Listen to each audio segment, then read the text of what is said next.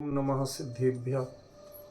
विश्वप्रकाशि महिमानिममानिमेकम् ओमक्षराद्यखिलवाङ्मयहेतुभूतं यं शङ्करं सुगतमीशमनीशमाहु अरहन्तमूर्जितमहं तमहं नमामि। यह आचार्य योगेंद्र देव द्वारा विरचित अमृताशीति नामक परम आध्यात्मिक ग्रंथ है।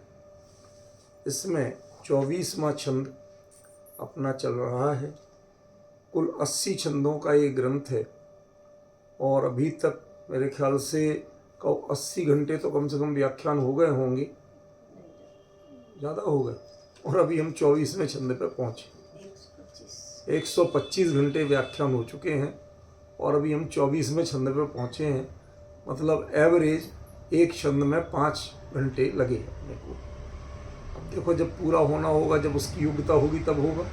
पर हम चर्चा तो शांति और तसल्ली से ही करेंगे, आकुलता से चर्चा नहीं कर सकते। ठीक है, छंद लेते हैं।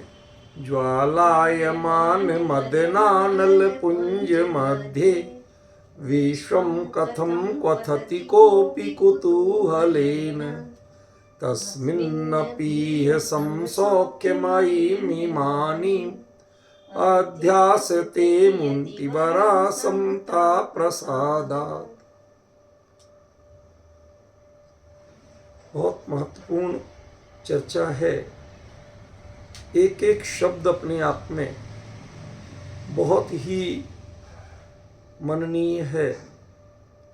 यह विषय तो आपको अच्छी तरह याद है ही कि ये चारित्र मोह के उदय से होने वाली प्रणतियों को यहाँ मदन शब्द से प्रयोग किया या काम शब्द से प्रयोग किया। यहाँ कोई पर्टिकुलर टाइप का जो है उसको यहाँ अभिप्रेत नहीं रखा गया। ऐसा क्यों किया उसका कारण भी मैं बताऊंगा। क्योंकि काम माने चाहना। काम शब्द का अर्थ है चाहना, इच्छा करना। ठीक है ना, और वही अर्थ इसमें लिया है, इसलिए कोई भी इसमें विसंगति नहीं है। अब देखिए, इसमें शब्द है ज्वालायमान मदनानल पुंज मध्ये विश्वम कथम क्वथति। हमें 2 शब्दों पे ध्यान केंद्रित करना है। एक तो ज्वालायमान, ये अनल एक ही साथ हो गया, और क्वथति, ये हमें समझना होगा कि आचार्य ने इन शब्दों का प्रयोग क्यों किया। देखो, श्रद्धान की परिणति एक ऐसी होती है कि जो अंतर्निहित रहेगी, कई बार बाहर पता ही नहीं चले किस जीव के मन में क्या चल रहा है या अंतरंग में वो क्या मानता है। आप बाहर में विशुद्ध अध्यात्म की, तत्व ज्ञान की, गृहीत मिथ्यात्व के निवारण करने वाली पूजन या स्तुति पढ़े और बड़े भाव से पढ़े, भाव विभोर होके पढ़े, तो आप कैसे जानोगे कि इसके अंतर में इतने तत्व ज्ञान की बात को भाव विभोर होके पढ़ते समय भी उसके अंतर में भगवान से कुछ मिल जाए, कुछ उनकी कृपा हो जाए, ये भावना नहीं है। इसका क्या थर्मामीटर आपके पास? अच्छा, कई लोग सोचते भी नहीं है, ऐसा भी नहीं सोचते, उसके बावजूद मिथ्यात्व है, क्योंकि सम्यक्त्व के लिए पुरुषार्थ ही नहीं किया उन्होंने। वो धर्म बुद्धि से वो स्तुतियां, वो विधान, वो पूजने पड़ते हैं, कषाय की मंदता के कारण भाव विभोर होते हैं। शब्द ध्यान देना, ठीक है ना। तो प्रश्न ये है कि श्रद्धान की अनुकूलता या प्रतिकूलता, सम्यक या मिथ्या, इसके बारे में आपके पास कोई बड़ा थर्मामीटर नहीं है बाहर में। स्थूल भी जो आप जानते हैं वो चारित्र मोह की परिणतियों से ही श्रद्धान की अनुकूलता विपरीतता जानते हैं। जैसे कोई ने वीतरागी की भी पूजा की, बाद में रागी की भी कराया, समझ गए? तो क्या कहोगे आप? तब जाके पता चलेगा कि अरे ये तो गृहीत मिथ्यात्व ही है, तो रागी को भी पूछता है। तो जो दुनिया को दिखता है और जो हमें भी समझ में आता है, वो विकृत परिणाम, विकारी भाव, वो चारित्र मोह के हैं। दर्शन मोह के विकारी भाव आसानी से समझ में नहीं आते, कम से कम दूसरों को तो बिल्कुल नहीं आते। ना दूसरों में आप इतना दिखा सकते। तो टोडरमल जी जैसे महान मनीषी का सामर्थ्य था कि मोक्ष मार्ग प्रकाशक में उन्होंने एक एक मिथ्यात्व के भाव को खोल खोल के दिखा दिया। जब लिखते हैं यहां तक कि अब जो जीव जैन हैं, जिन आज्ञा को मानते हैं, उनके भी मिथ्यात्व शेष रहता है, उसका विशेष वर्णन करते हैं। फिर निश्चयाभासी, व्यवहाराभासी, उभयाभासी, सम्यक सम्मुख, वो चलता गया एक क्रम। यदि उन्होंने इतना खुलासा नहीं किया होता तो इस जिनागम में तो अलग से कोई ऐसे चैप्टर है नहीं। किसी आचार्य के ग्रंथ में निश्चयाभासी का लक्षण, व्यवहाराभासी का लक्षण, उभयाभासी शब्द ही मिल जाए तो बताना। मैंने क्या कहा, शब्द ध्यान दिया सचिन? किसी आचार्य के ग्रंथों में अन्य किसी, टोडरमल जी के अलावा किसी बड़े विद्वान के पूर्व, उनके पूर्ववर्ती किसी के ग्रंथ में निश्चयाभासी, व्यवहाराभासी, उभयाभासी शब्द तो ढूंढ लाओ पहले। शब्द नहीं मिलेगा, इनके लक्षण नहीं मिलेंगे और इनके दृष्टांत नहीं मिलेंगे। कहीं कहीं थोड़ी बहुत चर्चा की होगी और वो भी ज्यादातर व्यवहाराभासी पर, निश्चयाभासी पर ज्यादा नहीं किया। समझ गए? अध्यात्मिक ग्रंथों में क्या क्रिया में जड़ हुए पड़े हो, इसी में मग्न हो, ये देह की क्रिया से आत्मा का भला कैसे हो जाएगा, ऐसी चर्चा तो मिल जाएगी व्यवहाराभासी की थोड़ी बहुत, लेकिन वहां व्यवहाराभासी नाम नहीं मिलेगा। तो यदि टोडरमल जी इतना खुलासा नहीं करते तो श्रद्धान की विपरीतता का आपको पता ही नहीं चलता। हाँ, जितने जैन हैं, जिन कुल में जन्म ले लिया, देवशास्त्र गुरु के दर्शन पूजन कर लिए, तीर्थ वंदना कर ली, सम्यक शिखर हुआ है, तो हम तो पक्के सम्यक दृष्टि हो गए। क्यों? ऐसा वहां लिखा था, एक बार बंदे जो कोई ताई नरक पशुगति न हो। और नरक पशुगति का निषेध किसको होता है? सम्यक दृष्टि। प्रथम नरक बिन सडभू ज्योतिषबान भवन सड नारी, था वर विकलत्र पशु में नहीं उपजत सम्यक धारी। तो मोटे मोटे कहें तो नरक गति और त्रियंच गति, इनका सीधा निषेध हो जाता है सम्यक दृष्टि की। और वहां लिखा था कि एक बार बंदे जो कोई ताई नरक पशुगति नहीं हुई, तो लोग तो निश्चिंत होकर बैठ जाते, भाई साहब सम्यक शिखर की वंदना निर्विघ्न हो गई, दान वान जो करना था सब पूरा कर लिया, विधि पूर्वक हो गई, अब तो हम सम्यक दृष्टि हो ही गए। आज भी है ऐसा, लोग मानते हैं। नहीं, बहुत लोग मानते हैं, समझ गए ना? तो ऐसी मान्यता वालों के भी मिथ्यात्व है। यदि ये मोक्ष मार्ग प्रकाशक नहीं पढ़े तो किसी 30 मार्गों को समझ में आने वाला नहीं। सब अपने को सम्यक दृष्टि मान रहे। तो श्रद्धान की विपरीतता ये आसानी से पकड़ में नहीं आती, ये कहने का मतलब। दर्शन मोह का अंतरंग में उदय चल रहा है, उसकी प्रणतियां चल रही हैं, लेकिन हम उनको डिफाइन करके नहीं पहचान पाते। इसलिए दर्शन मोह को ज्वालायमान मदनानल पुंज मध्य जैसा नहीं कहा। लप लपाती लपटे, खोलता हुआ जीव, ऐसा नहीं कहा। लेकिन चारित्र मोह पता न चले, ऐसा नहीं होता। आप दूसरे के सामने गुस्सा ना करो, पर मन में कितने उबल रहे हो ये आपको पक्का पता होता है। ध्यान रखना, अपने मान का आपको प्रॉपर पता होता है। आपकी मायाचारी का जितना चाहे आप एक्सपर्ट हो जाओ, लेकिन आपको पता होता है कि हम क्या कर रहे हैं।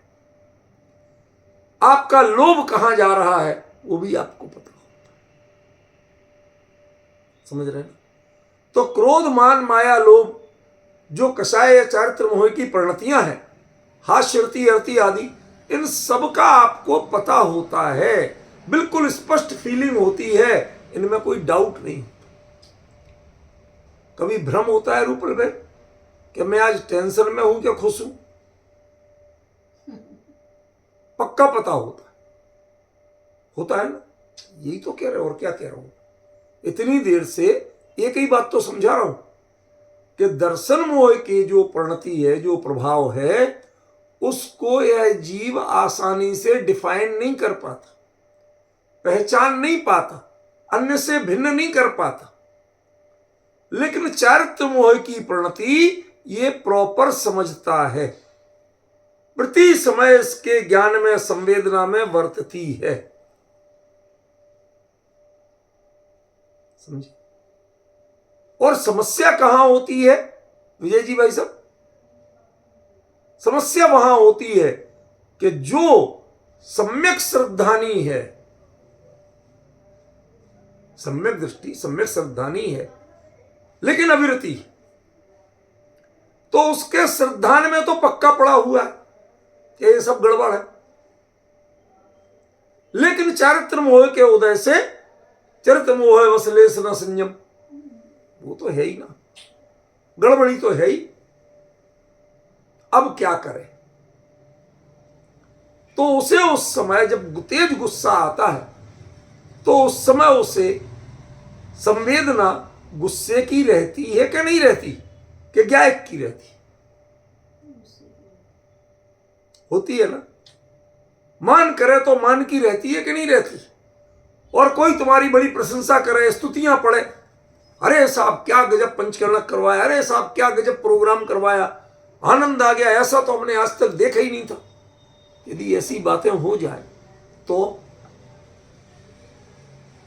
फिर तो वो कहता है भाई साहब वो गायक की अनुभूति है, ठीक है, ये आने दो, एक सर्विस और होने दो।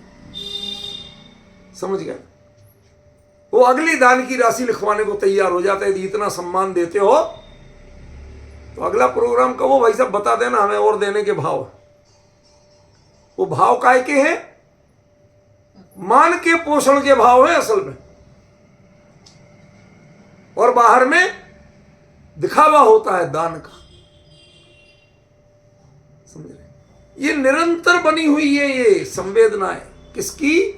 चारित्र मोह के उदय जन्य परिणामों की जीवंत संवेदनाएं होती हैं, कोई डाउट नहीं होता है।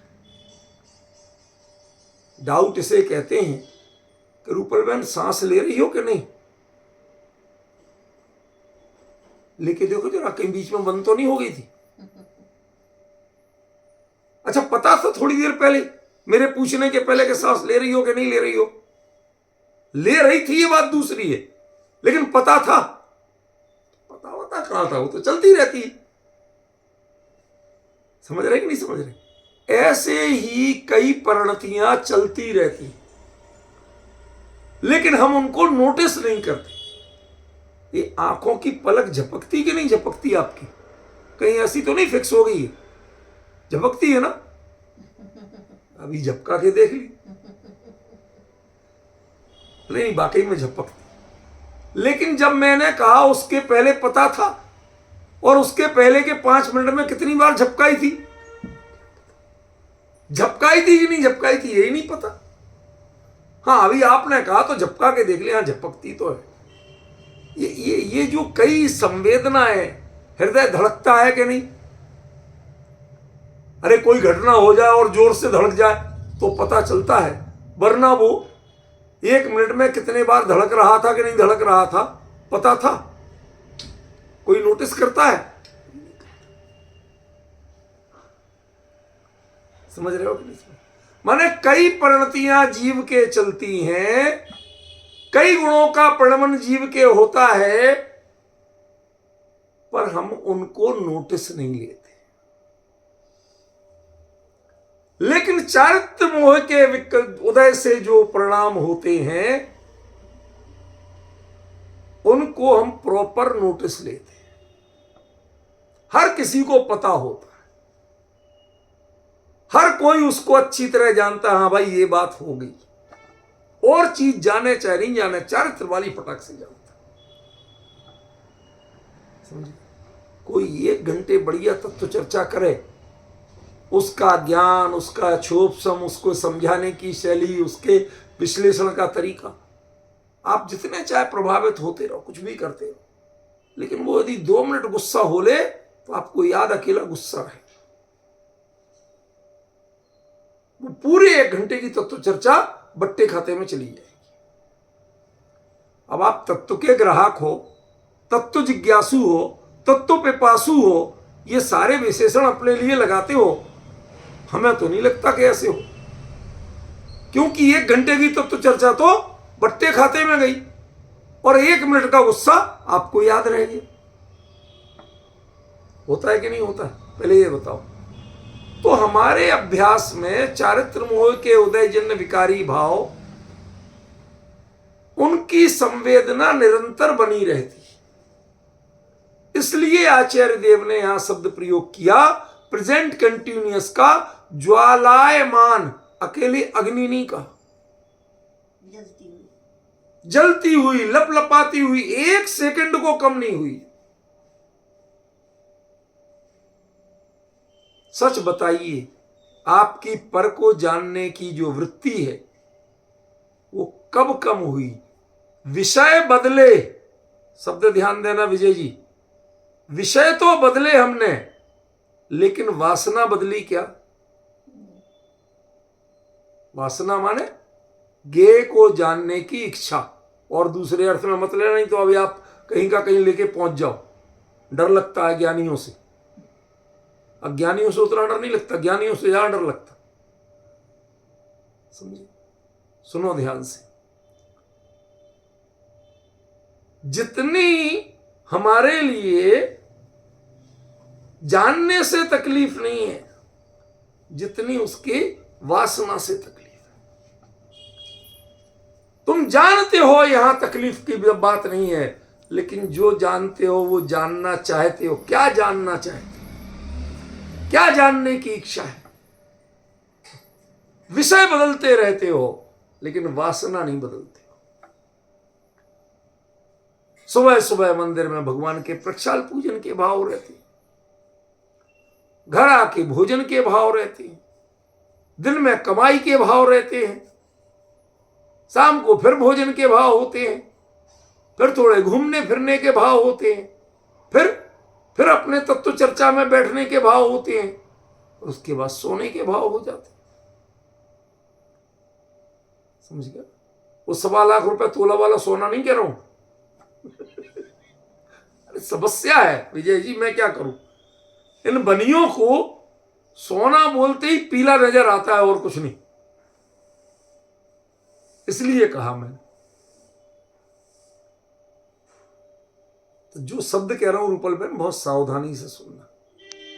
हम विषय तो बदलते हैं, लेकिन वासना नहीं बदलती, राग द्वेष की वृत्तियां नहीं बदलते।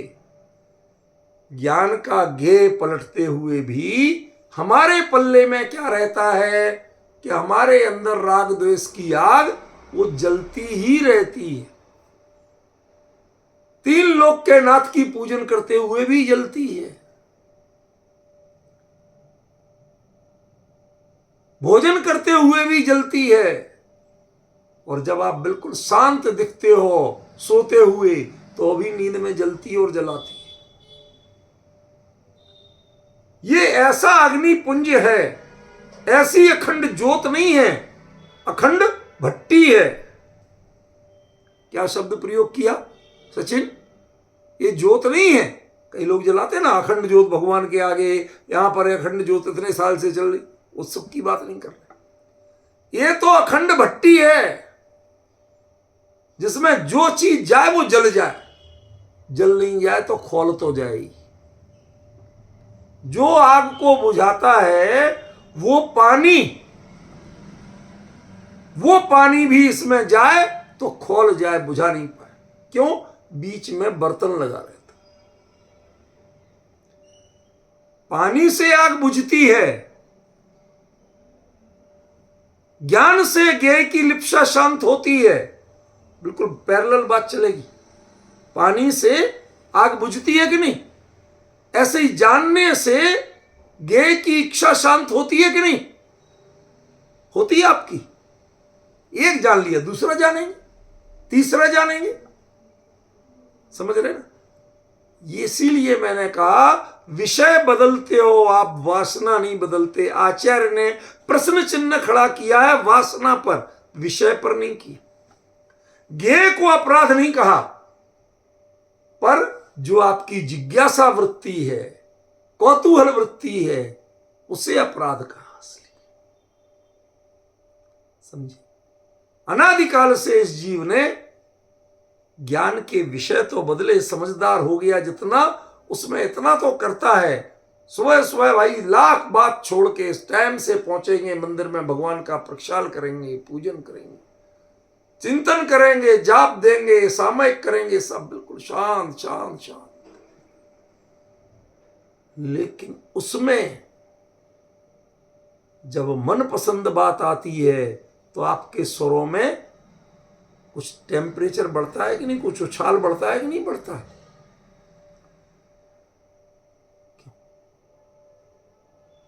मैं तो अपनी बताता हूं। युगल जी साहब के द्वारा लिखी हुई सिद्ध पूजन पढ़ते हैं उस दिन, हाँ आज पूजन हुई, आज मजा आ गया। ये जो बड़ा है ना, ये जो मजा आया है ना, ये मजा किसे कहते हैं? अतीन्द्रिय आनंद को कहते हैं क्या? निर्विकल्प अनुभूति को कहते हैं क्या मजा? बात समझ में आ रही? देखो बहुत शांति से सुनो, धैर्य से। ये विषय तब आगे बढ़ पाएगा, थकान में नहीं बढ़ेगा आगे। जितने चाहे आप बढ़िया शांत हो जाओ, ऐसे बिल्कुल धोती दुपट्टा पहने, मौसम ठंडा हो गया, जो कुछ भी है, अरे भाई साहब हमें भगवान का जो दुपट्टा पहन लेते इसके बाद तो हमें कोई ठंड वंड नहीं लगती। जब इसे बदलते हैं तब ठंड लगती है। फिर तो प्रॉपर सीजन के हिसाब से स्वेटर चाहिए, ये चाहिए, वो चाहिए। लेकिन जब हम चाहे 2 घंटा पूजन करें कुछ पता नहीं चलता। बहुत से लोग ऐसा बोले। तो पूछ रहा हूं मैं उनसे कि आपने जो विषय बदला इससे वासना बदली क्या? इच्छा बदली क्या? इच्छा की जाति राग द्वेष करने की बदली क्या? ये मुझे मिले और ये दूर हो जाए, ये भावना आपके विद्यमान है कि नहीं है? रागादि विभाव किए जितने, आकुलता उनका फल पाया, होकर निराश सब जग भर से अब सिद्ध शरण में।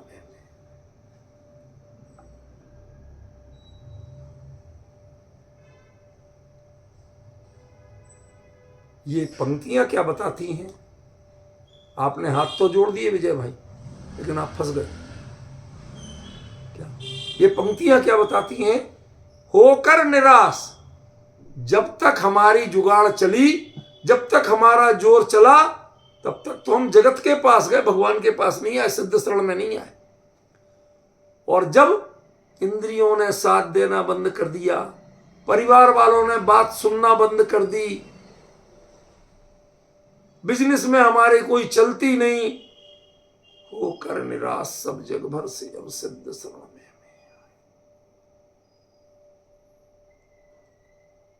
अरे तुम्हें जब आकुलता बनी हुई है तो निराश होके ही आना पड़ेगा। ये आशा और निराशा, ये दोनों राग द्वेष की परिणतियां हैं, ये वासनाएं हैं। निराशा में आप आशा रहित नहीं होते हैं, आशा तो भरपूर करते हैं, लेकिन आपकी चलती नहीं है, पुण्य उदय साथ नहीं देता है, इसलिए निराश होते। वो निराशा जो है वो उदय के कारण से है। वो आप शरीफ नहीं हो गए, ये मत सोचना कि आप शरीफ हो। दुनिया में जितने भी लोग हैं जब बुजुर्ग हो जाते हैं तो बच्चों को बेटा बेटा करने लगते हैं, इसका मतलब वो सब शरीफ हो गए, मत मानना।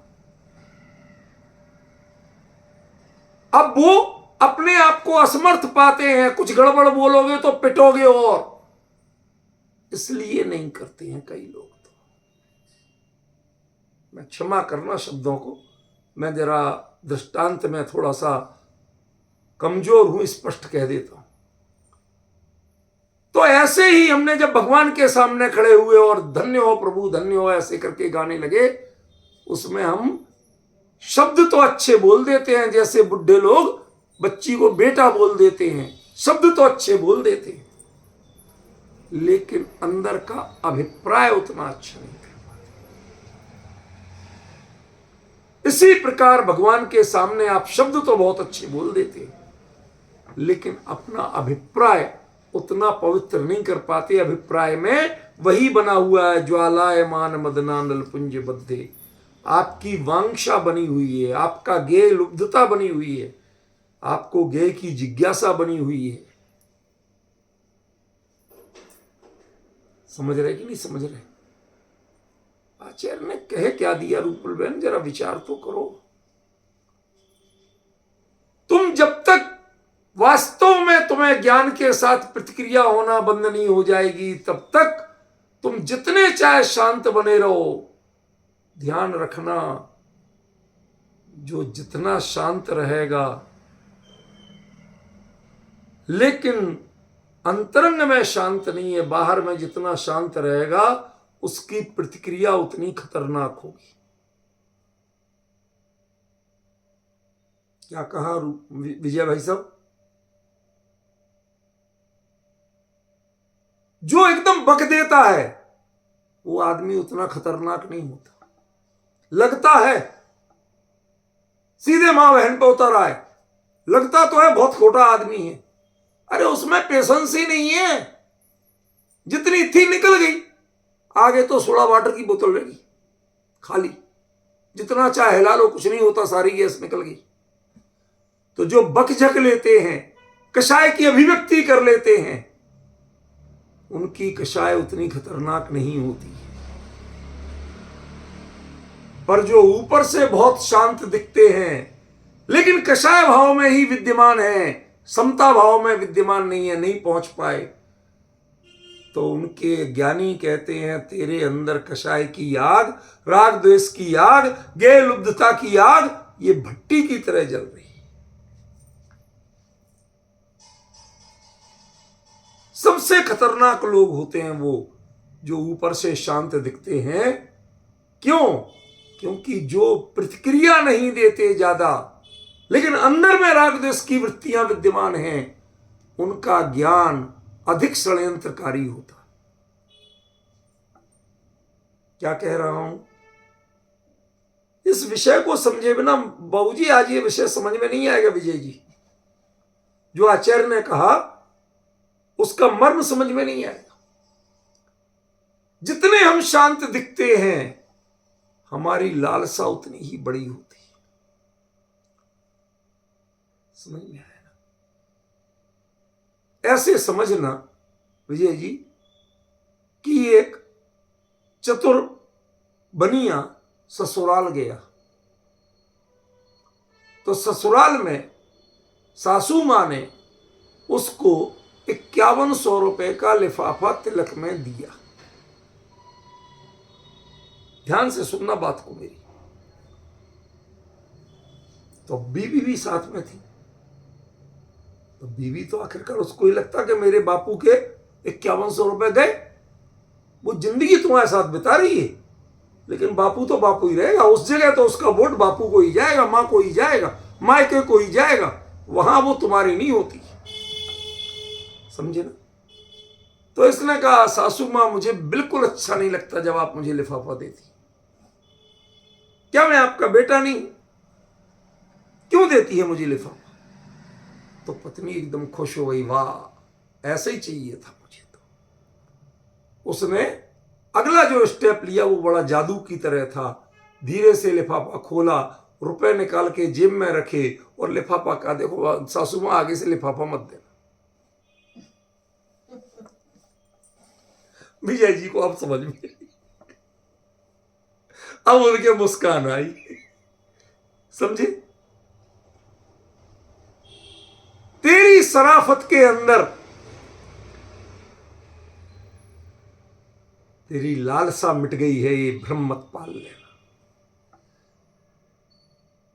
शब्द तो तुमने कहा लिफाफा मत दिया करो, लिफाफा तो 1-2 रुपया का होता है। हम तो लिफाफा को लिफाफा तब मानते हैं कि जब उसके अंदर मुद्रा हो, पैसा हो, नगद नारायण हो, तब हम लिफाफा को लिफाफा मानते हैं। खाली लिफाफे को तो हम रद्दी कहते हैं, समझ गए ना? स्टेशनरी कहते हैं, उसे हम लिफाफा नहीं कहते। ऐसे ही जो जीव सुबह सुबह भगवान के सामने खड़े होके जिस तरह की भावपूर्ण अध्यात्म की स्तुतियां पढ़ते हैं, जैसे भाव विभोर होकर के सिद्ध पूजन पढ़ी, लेकिन उसी समय आप देखो तो अंतरंग में परिणति सासू मां के लिफाफे जैसी। ज्ञेय की लुब्धता और वासना तब भी बनी हुई है, फिर वो नए सिरे से व्यक्त होती है। क्या कह रहा हूं? नए सिरे से व्यक्त होती है। कैसे होती है? चलो भाई, वैसे हम जाते तो हिमाचल घूमने जाते, कश्मीर घूमने जाते, अंडमान घूमने जाते, फला घूमने जाते। अब हम लोग सामूहिक रूप से तीर्थ यात्रा को चलते, बढ़िया गाड़ी बुक कराएंगे, सुपर लग्जरी, पूरा खाने पीने का इंतजाम। और हमारे पवन जी आज लापता है, वरना वो तो हम सबके भी गुरु हैं। उनको तो साथ में हलवाई को पहले सारा सामान लेके भेज देते, भैया तुम अगले पॉइंट पे जब पहुंचे तो खाना पीना बढ़िया माल पानी तैयार मिलना चाहिए।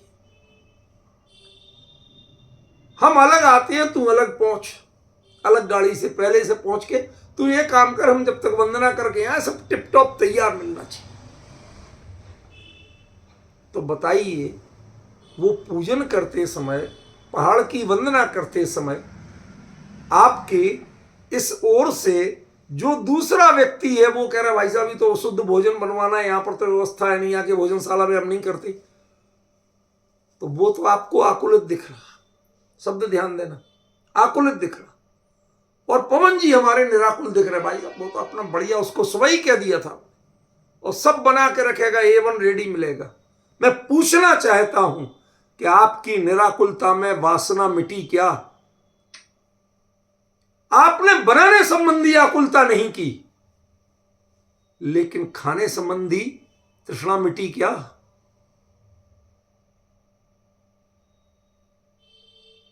मुद्दा तो था वासना मिटाने का, विषय में बदलने का नहीं था।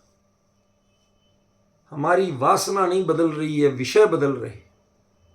कुछ विषयों की में प्रवर्तित वासना को हम खोटा कहते हैं और कुछ विषयों में प्रवर्तित वासना को हम भला कहते हैं। ध्यान रखना, जब तक ये भले और बुरे के अंक मिलेंगे तब तक वासना वासना रहेगी, क्योंकि भला और बुरा यही तो वासना है।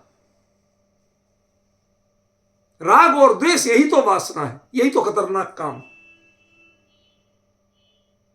समझ में आया ना? इसलिए बंधुओं बहुत ध्यान से सुनना, जब तक ये विषयों की वासना, माने भोग की वासना नहीं कह रहा हूं, जानने की भी वासना जो है, मैं भिन्न भिन्न गेयों को जानूं, मैं शिविर में बैठता हूं और पूरे सारे नए चक्र को पढ़ के आऊं, एक एक परिभाषा रट के आऊं, अगला शिविर मैं करूंगा कर्णान योग का, उसमें सारे गुण स्थान मार्गणा स्थान सीख के आऊंगा। तीसरा कुछ और 47 शक्तियों का करूंगा, उसमें 47 शक्तियों के बारे में जान। कितनी अच्छी चर्चा कर रहा ना वो, कितना बढ़िया आदमी है, लेकिन वो गे के विषय बदल रहा है। मैं जानूं, मैं जानूं, मैं जानूं, मैं क्षोभसम की पूर्ति करूं, इस वासना को नहीं बदल रहा। समता उसके भी नहीं होना है, चाहे 47 शक्तियां जान लो, 47 नए जान लो, समता उसके भी होने वाली नहीं है।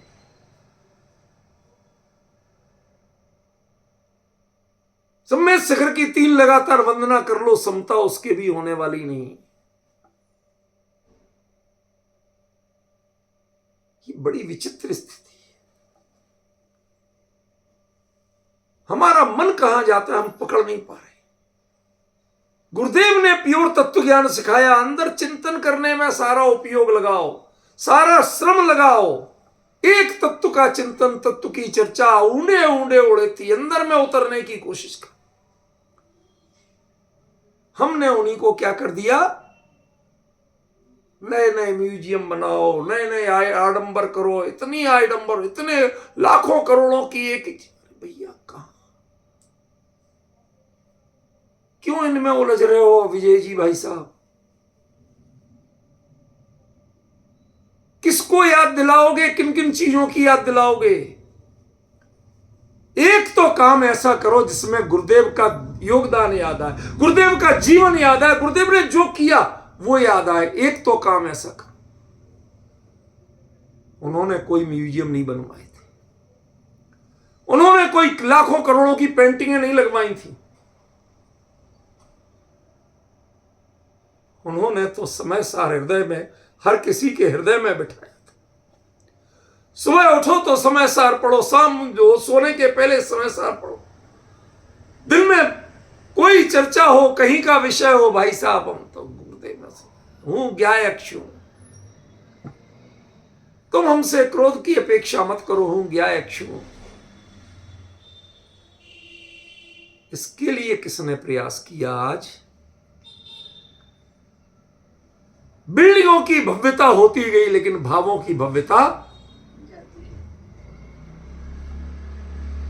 बोल रही हैं जाती रही। आयोजन भव्य हो गए, प्रयोजन शून्य हो गए।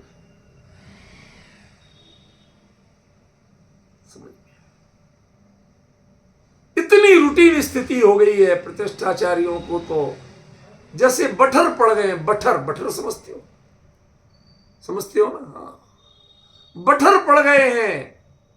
कौन से भगवान की प्रतिष्ठा है? इंद्रों को वही वाक्य बोलना है, राजा रानी को वही बोलना है, भजन भी वही होना है, स्लोगन भी वही चलेंगे, कैटरर भी वही चलेगा और वीडियोग्राफर भी वही चलेगा, टेंट वाला भी वही। सब यूज टू हैं, जरा भी उनके परिणामों में ताजगी तक नहीं आती।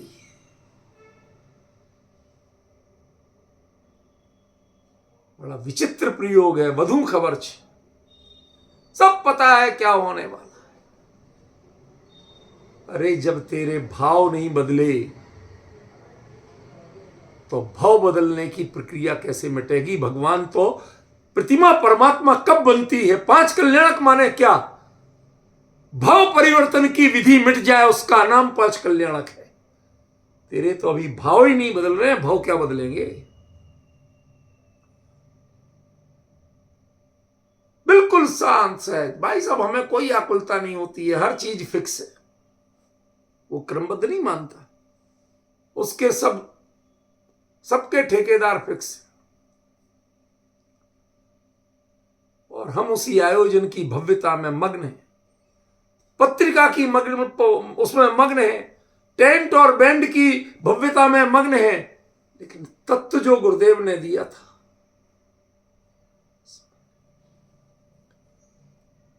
गुरुदेव ने जब परमागम मंदिर बनवाया उसके पहले सुनते थे, कोई आए भगवान के दर्शन करे पर भगवान की वाणी भी तो देख के जाए, पढ़ के जाए, सुन के जाए। कोई सुनाने वाला नहीं हो तो पढ़ भगवान की वाणी। उनकी वाणी के बिना वो वीतराग प्रतिमा व अरहंत कैसे, तीर्थंकर कैसे? गूंजती लगना चाहिए, एक एक दीवाल बोले कि हाँ यहां अरहंत भगवान तीर्थंकर परमात्मा साक्षात जागता हुआ हाजरा हजूर विद्यमान छे। उन्होंने इस भावना से कहा था। आज वो फोटो खींचने की चीज रह गई है, दर्शनीय रह गई है, मननीय और अनुकरणीय नहीं रह गई। हमें समझ में नहीं आता हम कैसे उनके चेले, किस मुंह से अपने आप को उनका शिष्य कहते? जिन्होंने पूरे जीवन प्रयोजन सिखाया, उनके सारे चेले आयोजनों पर लग गए, पूरी तरह प्रयोजन भूल गए, आयोजनों पर लग गए। कोई तत्व की सूक्ष्म चर्चा नहीं होती है। जरा सोचो तो एक बार, कांप उठो आप। बाबूजी युगल जी लिखते हैं, पंचगणक का पूरा लेख इतना गजब का आ रहा है, स्मृति ग्रंथ आएगा उसमें दिया एक पंचगणक में 24 घंटे में 1 या 2 तत्व चर्चा स्वाध्याय के अलावा नहीं होना चाहिए। भीड़ नहीं चाहिए। ये राजा रानी है जो क्या बोलते हैं, इनको क्यों दिखाते हो? जो विधि उनको करने दो। आप तो उसके गर्भ कल्याणक, जन्म कल्याणक पर एक जो अंतरंग, कैसे 5 दिन के कार्य में पूरा संसार से मोक्ष तक की प्रणति आपकी बदलती हुई दिखे, ऐसी तत्व चर्चा होना चाहिए। और पूरे दिन सब लोग बैठ के उस पर चिंतन करें। मत सुनाओ बहुत सारी चीजें। एक राजा बोल रहा 6वीं गाथा, एक राजा बोल रहा 73वीं गाथा, एक राजा बोल रहा 144वीं गाथा, एक 320वीं बोल रहा है, एक प्रवचन सार की बोल रहा है। ये तुमने क्या कर दिया? इतनी सारी खिचड़ी। चिंतन करने का समय मत देना। तो बैक टू बैक प्रोग्राम चलते हैं। परमात्मा बनने की विधि को सोचने का समय मत देना। जो ही थोड़ा सोचना जीव शुरू करता है, वो बजाने वाले जोर जोर से बजाना शुरू कर देते। कोई सोच ना ले, अंदर में ना उतर जाए, उसके चित्त को भंग करना ही है, तो जोर जोर से बजना, गाना, नाचना शुरू हो जाता। ये प्रक्रिया मुझे समझ में नहीं आ पाई आज तक। मुझे तो लगता है ये सब भी आचार्य ने यही कहा, ज्वालायमान मदना नलपुंज मध्य। तुम इस भीड़ को नए नए दृश्य दिखाना चाहते हो, बताते हो भाई साहब आज इतने बजे राजसभा होगी, इतने बजे फला होगा। तुम उसको गे का लोभी बनाना चाहते हो। जो तत्व उसके द्वारा सिखाया जाना है। भगवान का जन्म होता है जब इंद्र का सिंहासन हिलता है, का मतलब जानते हो? मोह का सिंहासन हिलता है जो अनादिकाल से दृढ़ था, कांप जाता है, क्योंकि अब हमारी चलने वाली नहीं। आपके अंदर में, हृदय में जो मोह का साम्राज्य है, उसका आसन हिला। यदि वो नहीं हिला है तो आपके कुछ भी नहीं हुआ। आप ज्वालायमान मदनानल पुंज मध्य हो। वहां बैठ के भी आप खाली लोगों के ड्रेस देख रहे हो, मंच की भव्यता देख रहे हो, नृत्य देख रहे हो, लेकिन जो वाक्य बोला गया वो कितने लोगों ने विचार किया। बड़े विद्वान तो कहते भाई साहब हर जगह यही तो बोला जाता है। मान लिया हर जगह वही बोला जाता है, लेकिन तुमने सुना कब? गुरुदेव बोलते थे सांभलो तो सही, सुनो। दौलत राम जी कहते हैं दौल समझ सुन चेत सया। चेते नहीं तो समझने और सुनने की, समझना कोरी पंडिताई है और सुनना व्यवहार धर्म बुद्धि है, और तत्व निश्चय का कुछ भी नहीं। चेत गए तो काम का है। ये चेतने की प्रणति चल रही है, उसके लिए सावधानी सिखा रहे हैं कि ज्वालायमान मदना नलपुंज मध्य। यदि तुम अंदर में चेते नहीं हो तो बाहर में जो कुछ भी धर्म विधि भी चल रही है, इसमें विषय बदला है, वासना नहीं बदली है। यदि किसी पंचकर्णक में जन्म कल्याणक के दिन मूंग की दाल रोटी दे दी जाए तो विजय जी क्या होगा? कहां गए? यहीं रहो साहब, साथ में चलेंगे स्वरूप में। आप हमें छोड़ के जाने लगते हो, ये तो हमें पसंद नहीं आया। साथ चलना सीखो। अपन इतने दक्षिण यात्रा पर गए थे, सब साथ जाते थे कि नहीं जाते थे? कभी छोड़ के गए? नहीं गए। फिर आप ऐसे क्यों कर रहे हो? सुनो जरा, क्या कह रहे? ये आप अंदर में उतरने की कला कब सीखोगे? विषय बदल रहे हैं, वासनाएं नहीं बदल रहे हैं, तो विषय बदलने से आप धर्मात्मा नहीं हो जाओगे, सुखी नहीं हो जाओगे। धर्म सुख स्वरूप है, ये सच्ची बात है, लेकिन ये कब होगा? समझ पा रहे हो? कब होगा ये धर्म सुख स्वरूप? कि जब ये विषय एक बार बदलो और वासना हमेशा के लिए बदल जाए। तो आचार्य ने समझाया कि तुम जितने भी ये प्रोग्राम करते हो ना, इनमें ज्वालाए मान मदना नलपुंज मध्य हर किसी को जगाते हो। ऐसे ऐसे मैनेजर मिलते हैं, अरे बाबूजी ऐसा आयोजन करो, हम इतना बढ़िया लाएंगे, टेंट भी, बैंड भी, डेकोरेटर भी और कैटरर भी, और मजा आ जाएगा बाबूजी, देखो। चढ़ा दिया अगले को, किसमें? आयोजन के को ही प्रयोजन बना दिया, प्रयोजन भुला दिया। ऐसे तत्वज्ञानी मैनेजर घूम रहे हैं आजकल कि जो आयोजन को प्रयोजन बनाते हैं और असल प्रयोजन भुला देते हैं। उनके आयोजनों को अज्ञानी क्या कहते हैं? ज्वालायमान मदना नलपुंज मध्य विश्वम कथम क्वथति। ये खोल रहा है। क्या आपको कभी पीड़ा लगी? आप उसको नृत्य को देख देख के भाव विभोर होते हैं, आप भी हाथ उठा उठा के ऐसे करते हैं। वो पंडित बोलता है सब लोग हाथ उठाइए, आपने उठा लिए, सब लोग खड़े हो जाइए, आप भी नाचिए साथ में, आप भी नाचने लगे। क्या है ये? क्या नौटंकी है ये? मुझे बताओ। अनुभव की प्रणति, स्वरूप में विश्रांति की प्रणति क्या हाथ उठाती है? क्या वो खड़े होकर नाचती है?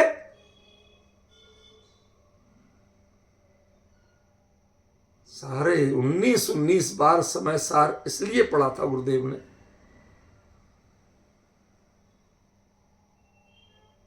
आज सबसे बड़ा प्रोग्राम जन्म कल्याणक होने लगा है। गुरुदेव के समय में सबसे बड़ा प्रोग्राम दीक्षा कल्याणक होता था। दीवाने होके भागते थे, जगह पता नहीं होती थी, अनाउंस की नहीं जाती थी कि दीक्षा कल्याणक में गुरुदेव का प्रवचन कहां होगा। वो विधि कभी नहीं बताई जाती थी। 1 किलोमीटर, 2 किलोमीटर, 3 किलोमीटर जाओ, जुलूस जा रहा है, भगवान दीक्षा लेने जा रहे हैं, जुलूस में सब लोग जा रहे हैं, किसी को बताया नहीं जाता था। जुलूस जहां मुड़ जाएगा वहां, फिर भी कुछ लोग तिकड़म से पता कर लेते थे, भाग के जाते थे, गलियों से निकल के जाते थे पूछ पूछ के। क्यों? नंगे पैर दौड़ रहे। क्यों?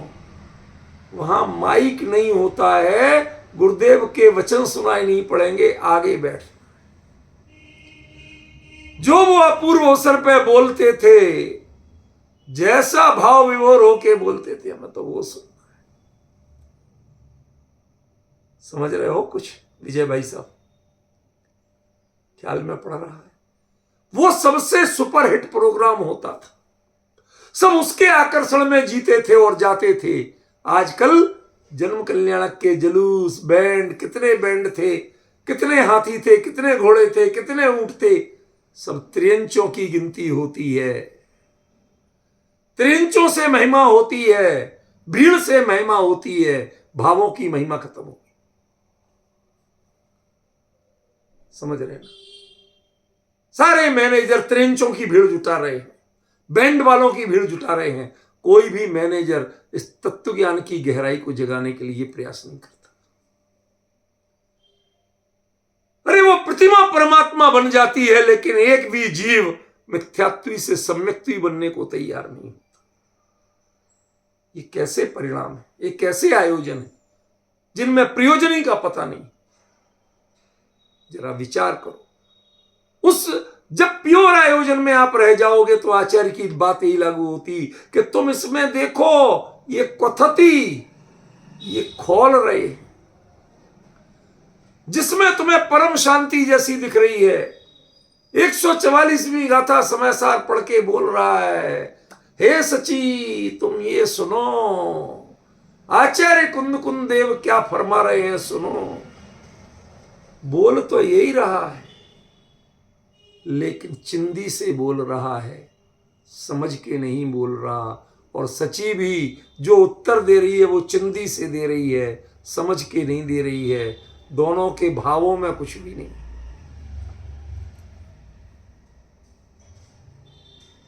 डिफरेंस समझ रहे हो भाई साहब?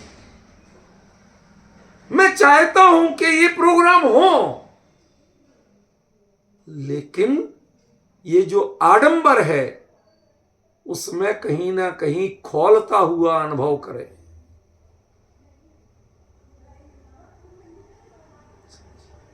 कोई गाली दे तो खोलते हो कि नहीं खोलते हो?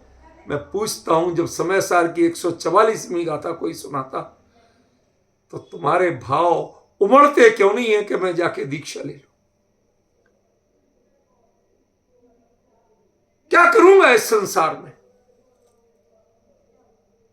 ऐसी परिणति क्यों नहीं उपड़ती है आपकी? उस समय सिर्फ प्रिय आयोजन में क्यों मग्न रह जाते हो आप? लौट के आते हैं तो चर्चा आयोजन की होती है, प्रयोजन की चर्चा नहीं होती। कोई घटना दुर्घटना हो जाए तो उसकी चर्चा होती है, भीड़ की चर्चा होती है, भोजन की चर्चा होती है, टेंट और बैंड की चर्चा होती है, रुकने की व्यवस्था की चर्चा होती है, कन्वेंस कैसे दिया गया उस सब की चर्चा होती है, कौन इंद्र बना था कौन इंद्राणी, सबकी चर्चा होती है। एक चीज छूटती है जिसे गायक भगवान की अनुभूति कहते हैं, जिसे वास्तविक धर्म कहते हैं, जिसे समता कहते हैं, वो छूट जाती है।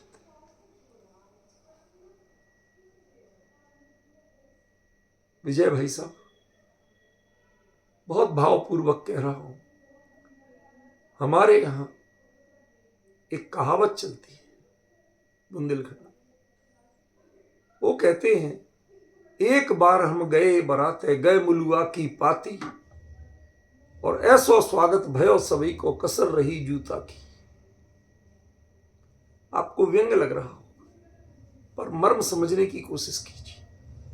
किसी की बारात में जाना था, लोग गए सज धज के तैयार होके, वहां पहुंच गए, स्वागत करने वाले खड़े थे, उनने माला वाले ही पहना दी, चाय पानी भी पूछ ली। फिर पूछा धीरे से, दूल्हे राजा कहाँ है, वर कहाँ है? बारात तो वर के साथ आती है जब कहलाती है। कहती वो तो नहीं आए। कि तुम काहे को आए? तो स्वागत कराने। कहते अब हम करते हैं तुम्हारा स्वागत, हमने लटको तेल पिला के रखा है ऐसे बारातियों का स्वागत करने के।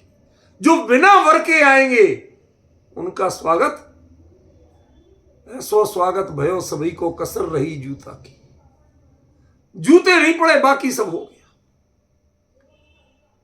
ऐसे ही निज गायक के भाव के बिना, निज समता के भाव के बिना यदि जाओगे तो सब खोलते हुए ही लगेंगे। ज्ञानियों की नजर में आप खोल रहे हो, आपको लग नहीं रहा है और आप खोल रहे हो, आप उसमें मग्न हो, पीड़ा नहीं लगती। क्यों? जैसे कोई शराब पीने वाला शराब पी के नाली में पड़ा, कुत्ता मुंह पे पेशाब कर रहा और वो सोच रहा है स्वर्ग में अप्सरा हमारे लिए अमृत पिला रही है।